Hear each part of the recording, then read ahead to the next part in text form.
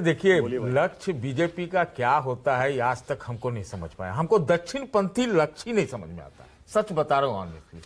ये 4 बार पूरे इतिहास में घोषित है कि वामपंथियों से भाजपाइयों ने, जनसंघियों ने हाथ मिलाया।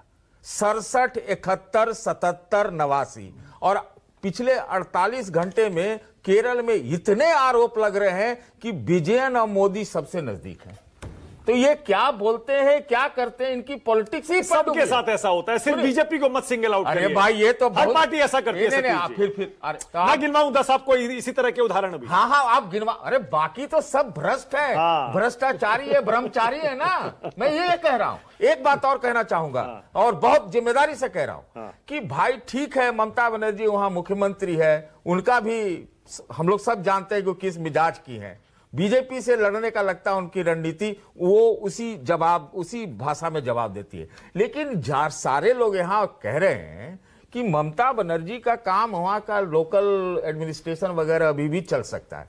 अरे भाई, जुडिशियल ऑफिसर जिसको सुप्रीम कोर्ट से और चुनाव आयोग के सदारत में चुनाव प्रक्रिया में उनको बंधक बनाया गया है, तो क्या चुनाव आयोग और सुप्रीम कोर्ट की जिम्मेदारी नहीं बनती कि भाई उनके खिलाफ, वहां के डीजीपी और नए चीफ सेक्रेटरी के खिलाफ कार्रवाई हो? इस पर कौन बोल रहा है बताइए? हमको नहीं पता। बताइए, पूछिए सबसे, क्यों होना चाहिए या नहीं होना चाहिए? वो जुडिशियल ऑफिसर क्या काम करने गए थे? वहां थानेदारी करने थोड़ी गए थे।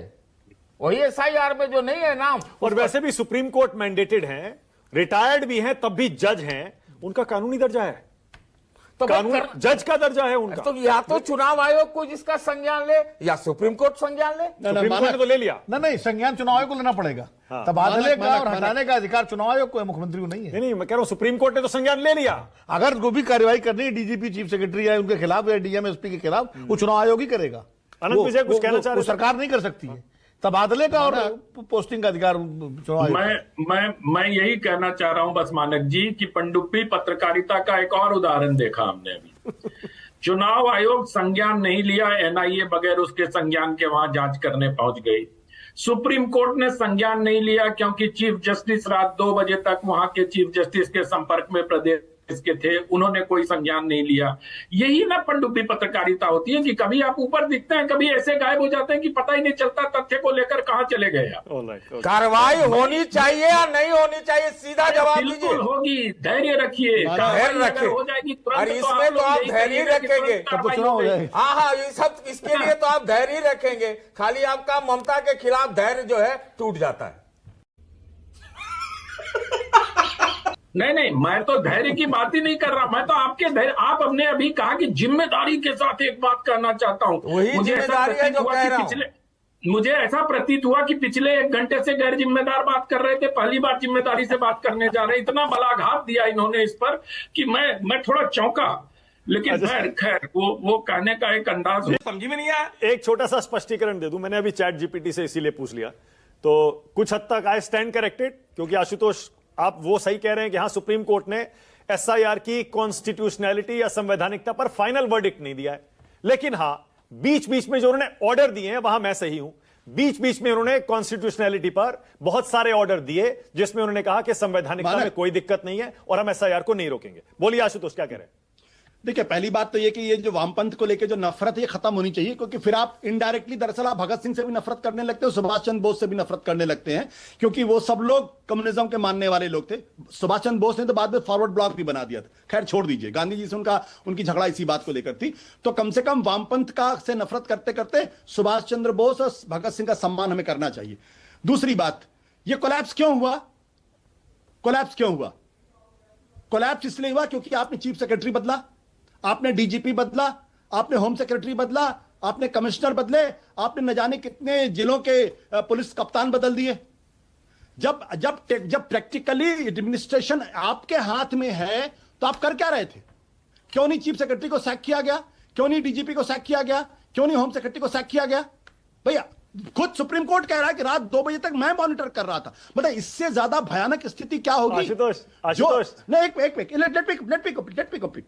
मैं ये कह रहा हूं कि भाई वहां के एडमिनिस्ट्रेशन को संभालने की जिम्मेदारी तो जो नए चीफ सेक्रेटरी गए थे, जो नए डीजीपी गए थे, उनकी थी ना। दूसरी बात, अब कहीं अगर मुसलमान 50% हैं तो हम उछलने क्यों लगते हैं भाई इतना ज्यादा? वो भारतीय नहीं है क्या? उनमें भारतीयता का डीएनए नहीं है क्या? हमें उन पर यकीन नहीं है क्या? हम उनको हमेशा देशद्रोही, देश खिलाफ, पाकिस्तान परस्त बताने की कोशिश क्यों करते हैं? ये जो नैरेटिव है ये इस देश को तबाह कर रहा है कि मालदा में अगर 50% मुसलमान हो गए अच्छा तो ठीक है आशुतोष, ओके वन सेकंड सरकार करना मैं चाह रहा हूं आशुतोष बस 2 शब्द उस भीड़ के लिए कह दीजिए जिसने जजों को बंधक बना लिया था 9 घंटे के लिए, सिर्फ इसलिए कि वो कह रहे हैं जितने नाम काटे गए वापस जोड़ो। 2 शब्द कह दीजिए उनके लिए बस। मैंने साफ तौर पे कहा है कि जो लोग भी इस घटना के लिए जिम्मेदार, उनके खिलाफ कड़ी कार्रवाई होनी चाहिए। भीड़ पूरी तरीके से जिम्मेदार नहीं है। जिन्होंने ये जो भीड़ को उकसा रहे थे, जिन लोगों के नेतृत्व में काम हुआ, उनके खिलाफ कार्रवाई होनी चाहिए। दूसरी बात मैं बता दूं, ये जो प्रोवोकेशन की बात करते हैं ना, ये देश अगर प्रोवोक नहीं होता महात्मा गांधी की वजह से तो देश आजाद भी नहीं होता। लोकतंत्र में ये देश आजाद इसलिए हुआ क्योंकि ब्रिटिशर्स की पॉलिसी के खिलाफ हिंदुस्तान के लोग प्रवोक हुए, उनको अपने अधिकारों की लड़ाई लड़ रहे थे। ठीक है, ओके हर्षवर्धन। महात्मा गांधी के नेतृत्व में देश आजाद हुआ। ये दरअसल एंटी डेमोक्रेटिक नैरेटिव बनाने की कोशिश है कि इस देश के अंदर कहीं भी कोई सड़क पे ना निकले, कोई अपनी बात ना करे, लोकतंत्र को खत्म करने का प्रयास है। You are right bro. हर जी बोलिए। देखिए, सबसे पहले तो ये कि पता नहीं आशुतोष जी को इतना बुरा क्यों लग गया। मुझे तो वामपंथी भी पसंद है, मेरे मित्र भी हैं, सबका सम्मान करता हूं। मैं तो आशुतोष जी का भी सम्मान करता हूं, भले वो देश विरोधी जो लोग हैं उनके साथ किसी तरह से खड़े नजर आए। अब अगर इनको मुफक्करुल इस्लाम वो देश विरोधी नहीं लग रहा है, वो आतंक की हरकत करता नहीं लग रहा है, बम फोड़ना ही थोड़ी ना होता है। लेकिन चलिए मैं 2 और तथ्य बता देता हूं। अब ये देखिए, अब ये तो फैक्ट है ना सर, अब ये बौद्धिक बेईमानी वाला तो जमाना रहा नहीं कि कुछ लोग तय करेंगे सब। जहां मुस्लिम 50% के ऊपर आबादी होती है, वहां क्यों इस तरह की कानून व्यवस्था की समस्या आती है, नंबर 1। दूसरा, भारत में जहां जहां कम्युनिस्ट मजबूत हुए या सत्ता में हुई, एक राज्य है त्रिपुरा, हत्याएं हुई, हिंसा हुई, पॉलिटिकल वायलेंस वहीं हुआ। दूसरा राज्य है केरल, हत्या हुई, हिंसा हुई, पॉलिटिकल वायलेंस यहीं हुआ। तीसरा राज्य है पश्चिम बंगाल। अब सर फैक्ट बोलेंगे आप, उस पर भी नाराज हो जाएंगे, चीखने लगेंगे, तो फिर इससे क्या चलेगा सर? और यही तो फांसीवादी मानसिकता है कि हमारी तरह नहीं सोचोगे तो नक्सली बनेंगे, गोली मार देंगे। सर उस वाले प्रोवोकेशन से मत करिए सर, ये अच्छा नहीं लगता है सर, ये ठीक नहीं है। आप गांधी जी की बात कर रहे थे। अरे 3 लोग और हैं, अभी बाद में आ जाऊंगा दोबारा। 3 लोग और हैं। पहुंच गए। एक मिनट मैं अपने मित्र हर्षवर्धन जी को बता दे, मैं अपने मित्र हर्षवर्धन जी को बता देना चाहता हूं कि बिहार के अंदर, उत्तर प्रदेश के अंदर तमाम हजारों की संख्या में छात्र सड़क पे उतरते हैं। क्या सारे मुसलमान हैं क्या? वो क्या उनकी वजह से लॉ एंड ऑर्डर की प्रॉब्लम हो रही? क्या ये जो बड़े बड़े बाबा जो गिरफ्तार हो रहे हैं, जो महिलाओं का शोषण कर रहे हैं, ये किस जाति के लोग हैं, किस धर्म के लोग हैं? ये इन पे हमारे मुंह से आवाज क्यों नहीं निकलती? ओके हर्षवर्धन जी 30 सेकंड्स पे आगे जाओ। आवाज क्यों नहीं निकलती? अगर यही कोई मौलाना होता तो अब तक टीवी में डिबेट चल रही होती, जबरदस्त टीवी डिबेट चल रही होती। 30 सेकंड। अगर मानक ने उस नीच खरात के ऊपर बहस की होती ना, तो मैं कहता उसको जूते मारो, उस नीच खरात पर अगर मानक जी। लेकिन मानक जी ने तो बहस दूसरी की है। आप भटक क्यों जाते हैं सर? इतना आपको तर्क तथ्यों की कमी होते हुए मैंने नहीं देखा। ऐसे असहाय हो जाना कि जो मुद्दा है उसको छोड़ के भाग खड़े होते हैं। और पश्चिम बंगाल को लेकर आप लोग इतने असहाय क्यों दिखते हैं? कम्युनिस्टों का था तब चलो बचा रहे थे, अब ममता जी को भी बचा रहे हैं। जिस राज्य में है उसी को कहेंगे ना सर। और बताइए ना कि ऐसे कहीं किसी भाजपा शासित राज्य में हुआ होता तो अभी कौन कौन उछल रहा हो, कितना उछल रहा होता, कुछ लोग तो सर फूट जाते। आप बंगाल पर बताइए, ममता बनर्जी आगे हैं या बीजेपी आगे है या क्या है? अच्छा एक चीज बताइए, अभी तक बीजेपी ने इस चुनाव को मोदी वर्सेस ममता क्यों नहीं बनाया है? अमित शाह जी मोर्चा ले रहे हैं, तो यानी एक तरह से अगर लीडरशिप के हिसाब से देखें तो अमित शाह वर्सेस ममता बनाया हुआ चुनाव। और मेरा मानना है कि लोकप्रियता मोदी जी की ज्यादा है या अमित शाह की ज्यादा है पब्लिक में? क्या स्ट्रेटजी है? स्ट्रेटजी क्या है? हाँ, बीजेपी की स्ट्रेटजी क्या है फिर? जैसे उस दिन हम चर्चा कर रहे थे सतीश जी आप ही से पिछली बार कि साइलेंट चुनाव चाह रही है। स्ट्रेटजी ये है, नहीं साइलेंट चुनाव तो अपनी जगह ठीक, साइलेंट चुनाव कोई होता नहीं है, वायलेंट चुनाव यही काफी है। लेकिन स्ट्रेटजी ये है कि अगर नतीजे उल्टे आए तो भाई मोदी जी सेफ है।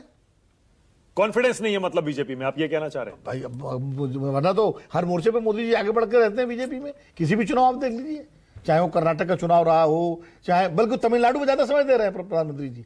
हालांकि 23 को जो है तमिलनाडु में है पोलिंग, और 23 को बंगाल में भी पहली पोलिंग है। लेकिन ज्यादा आप देखिए मीटिंगें अभी तक प्राइम मिनिस्टर की तमिलनाडु में और केरल में ज्यादा हो रही हैं। यहां अमित शाह जी मोर्चा ले रहे हैं। आपको क्या समझ में आ रहा है, क्या स्ट्रेटजी है? नहीं किसकी, इसको लेंगे? वो इसको मोदी वर्सेस ममता नहीं बनाना चाहती बीजेपी, तो हम लोग पहले ही बात बाद कर के लिए सोच रहे हैं, इसका मतलब पहले से उनको लग रहा है कि बंगाल मुश्किल है। नहीं भाई, बंगाल सबसे मुश्किल तो बंगाल ही है उनके लिए इस समय। तमिलनाडु में तो कोई स्टेक नहीं है, तमिलनाडु में हाँ, तो बिल्कुल नहीं। जो भी होगा एआईडीएमके के 27 साथ सीट होगा। पर तो लड़ ही रहे हैं, तमिलनाडु में तो कोई स्टेक ही नहीं है, ठीक है। तमिलनाडु में तो उनका एआईडीएमके के साथ और सीटें बढ़ाने का मामला है, मैक्सिमम रिप्रेजेंटेशन का। और भाई अन्नामलाई को टिकट नहीं दे, क्यों नहीं दिया गया? क्योंकि एआईडीएमके नाराज ना हो जाए। अन्नामलाई का जो, तो इसलिए जो है केरल में भी लक्ष्य सरकार बनाना तो नहीं है, सीटें बढ़ाना और परसेंटेज बढ़ाना। आसाम में उनको विश्वास है कि वापस लौट आएगी। हाँ, तो जो टफ है बीजेपी के लिए वो तो पश्चिम बंगाल ही टफ है ना, सबसे टफ। ओके, सतीश जी।